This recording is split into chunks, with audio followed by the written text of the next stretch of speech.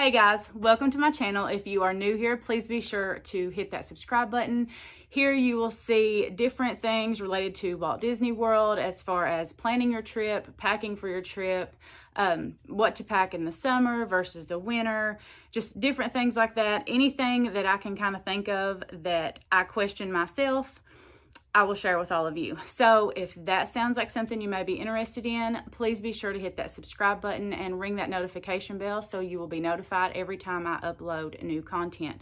I also have been doing, this is kind of a new thing, but I wanted to be accountable and share what's going on as far as what I'm learning related to the whole new YouTuber journey thing. So we'll see how that goes, but I share those videos once a week and I do Disney related once a week as well. So that is the plan, but life does happen. So keep that in mind and bear with us because we are definitely trying to learn as we go.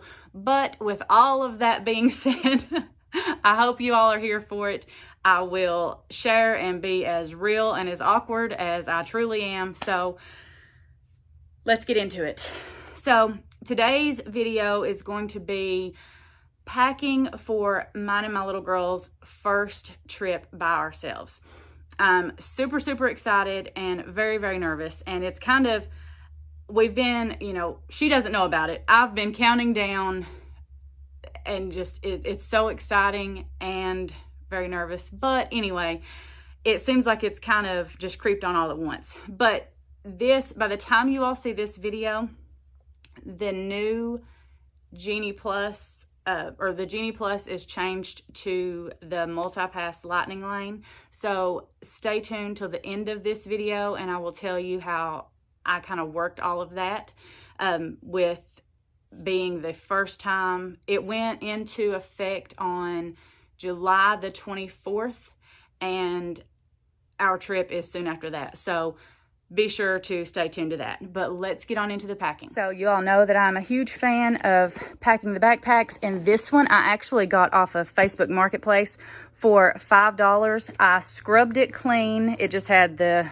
average, the handles were kind of dirty thing, but it's getting shoved under a seat on an airplane, so not that big of a deal. But here's the thing, it came absolutely spotless for $5, and it has it actually has a padding here if you wanted to bring your laptop, but it has this little, I don't even know what you would call this, a loop? Yeah, where you can stick one of the carabiners in it if you need to, but this actually Velcros onto the front of the backpack like this. So my plan is to fix her a little charcuterie snack lunchbox and put in here for the plane, and then I will kind of refill it throughout our trip. And this I wanted to show. So this is just one of the little, I think it's like $5 at Walmart, the little cheap fleece blankets. We use these for the airplane just because they are easy to wash and thin, and if we were to forget it, not a big deal. This is the absolute best thing I've ever seen. This way I can wrap it around here and then I can loop it, I can clip it right there on that loop. So I wanted to show you how I actually do the clothes, and then we'll get into this other stuff. So I am a big fan of compression bags. So you will see this stack, and this is actually a layer, and everything's kind of, I don't know if you can kind of tell there, everything's kind of sandwiched together. I put kind of thicker spots, and then I leave the area kind of, in the center a little thinner, and then I layer it that way. So ultimately it's all about the same thickness. I hope that makes sense. But the way I do this is actually mine and my little girl's clothes for our trip. This is everything that we'll be wearing to the parks. I'm not taking her a dress this time. It's just shorts and t-shirts, and I'm doing leggings and t-shirts, and that's it.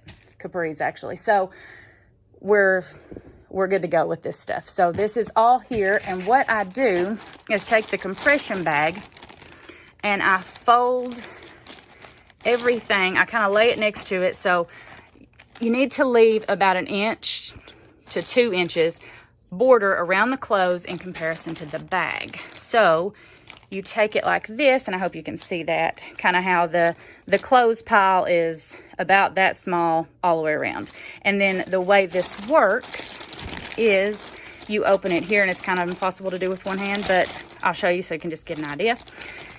You open this, and then I just kind of like hot dog. That's old school. But anyway, I kind of hot dog the clothes, and I stick them in the bag and then smooth them out, kind of work them into the center. And then there's a little clip that you can use right here. I usually go through twice, but you can do it without the clip, but just in case you were to lose it. But the clip does get it a little tighter. And then you start rolling at this end, and there is a one-way valve here, and it lets the air out. And I will show how those look when I get that completed. But on to the next thing. Let me show you this one. This is our swimming stuff. So I have, and again, I did the same thing here. See how it's just kind of a little bit smaller all the way around. And I'm actually bringing her water shoes this time. She wears Crocs the majority of the time, but I think I want to take these instead. I feel like she kind of slid around a little in the Crocs, so we're going to take those. And then here is all of my power cords, and these are our magic bands, which I'll show you those in a second. And I usually just I have 3 here that I put into our bag, and then I have 1 that I have in my park bag. And that's usually, I never use all of them, but I do like to, this is my splurge. I like to make sure that nothing dies while we're there. So these are just the Clorox disinfecting wipes. These are mainly for the plane, because she likes to use the little flip down tray, and oh, I can only imagine how much germs are there. But anyway, we do that, and then on the stroller, once we're inside the park, that way I can kind of wipe it off the best I can. These, I usually bring a pack of these for every day that we're going to be there, but this time whenever I went to buy them, they are significantly larger than they were the last time.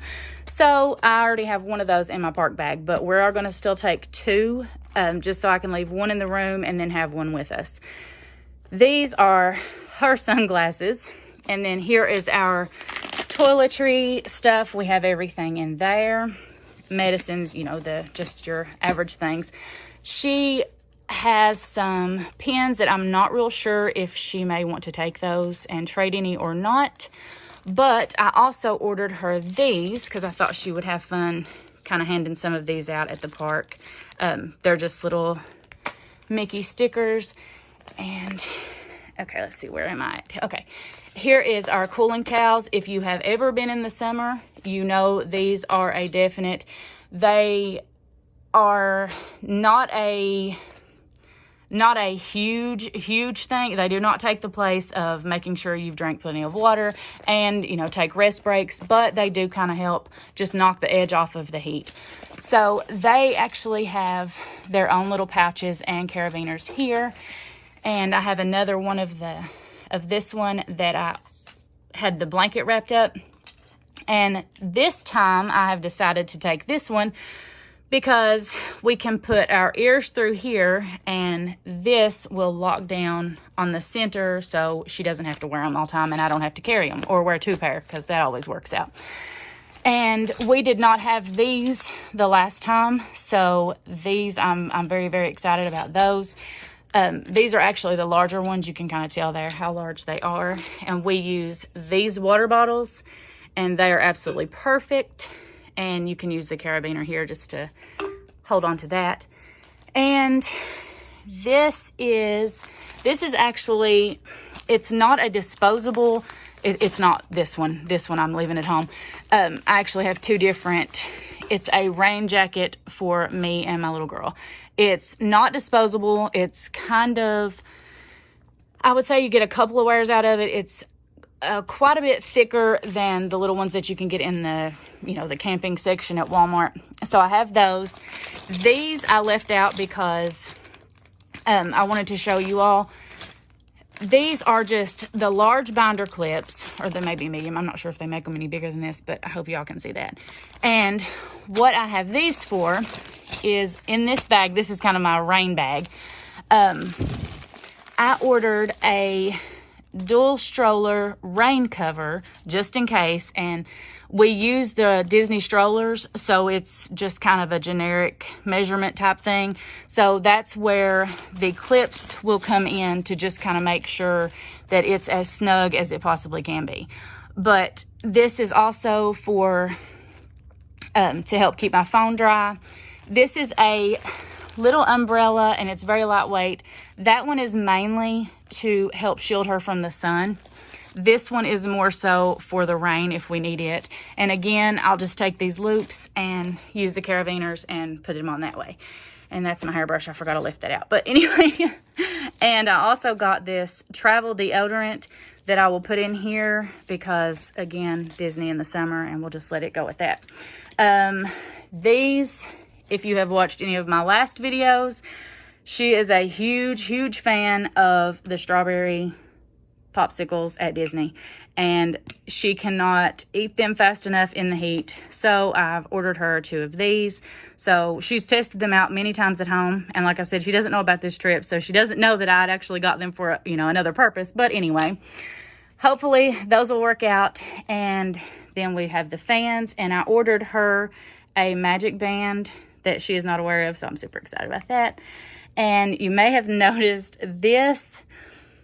You will see there is an absolute sea of strollers, and everybody uses the balloon trick, and that's fine to a certain extent. But when you run out and are trying to find your stroller and everybody has a balloon, they all look the same. So I'm trying to kind of mix it up a little bit and hoping that no one will have, you know, just, I'm going to get just random. This one I already had at home.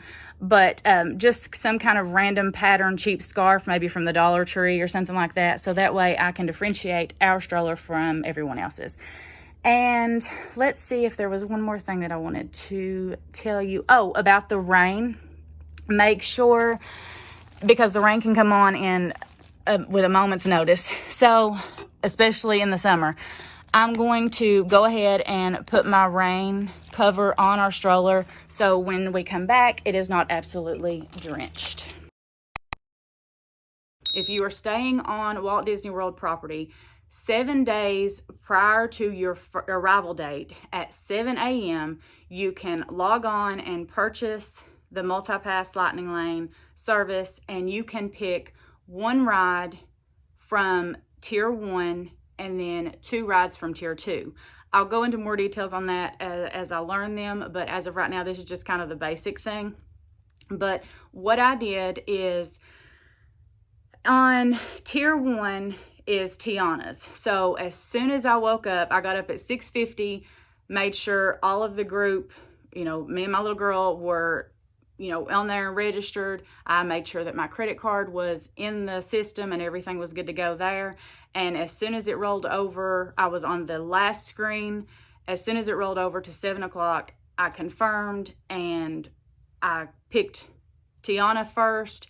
And then the way I did it, now how it's going to work, I'm not sure. So be sure to watch our travel vlogs to follow up on this to see how it worked out. But what I did was I booked in tier 2, I booked 2 rides that are typically very low wait times. And reason being is if you stay at a Walt Disney World property, you get early entry to the parks, which is on our days, it's 8:30.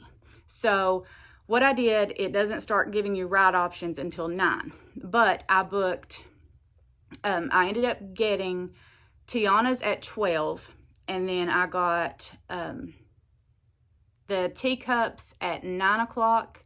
And then I got Tomorrowland Speedway at 10 o'clock. And those, some people will not waste their Genie Plus on those because the wait times are so low. But with this new system, once you go into the park with 3 rides, how the times are spread out, you can determine all of that. But you go in with 3 rides. Once you scan into the first ride, you can book another one. So if everything works like I'm thinking, at 9 o'clock, we're planning on getting there, not rope drop. We're just going to get there, you know, pretty early because you have an hour window. So we have from 9 to 10 to scan in at the teacups. So as soon as we scan in those, then I can book another one. And then as soon as we scan in at Tomorrowland, which I have from at 10 o'clock, we can book another one. So I'm hoping to be able to use it as efficient and get as many rides as possible, because my little best friend is still, which I enjoy the rides too, but the wait times, we're not real big on the whole waiting thing, but like Dumbo and Tomorrowland Speedway, the teacups, Aladdin's carpets, we love those rides. So I don't really see wasting. I don't really see that as wasting, but I did try. We would usually get those as kind of like filler attractions in between the wait times for the other rides. But in this case, I'm going to see if this approach may work a little better. So let me check my notes real quick because I was wanting to make sure I didn't miss anything. Okay, so this is, let me see. Okay, my notes that I had. This is just a few things that I've learned, nothing, no big groundbreaking thing. To me it is, so I hope that it benefits you all. But you can actually modify your quick service meals. So my plan is in the morning, I'm going to go ahead and do a quick serve order, mobile order for around lunchtime. And then I'm going to set an alarm for 10 to 15 minutes prior to that time. So if we're, you know, somewhere else or we're not as hungry as I thought we were going to be, the order is already placed, then I can just go in and modify the time, or we can go ahead and start, you know, heading to that quick serve restaurant. So that I think is really going to work out, because I have found that we'll get in the swing of things and just keep writing things and watching the shows and doing all of that stuff, that it's been hours and we've not actually ate a meal. It's just kind of been, you know, popcorn or snacks out of the backpack.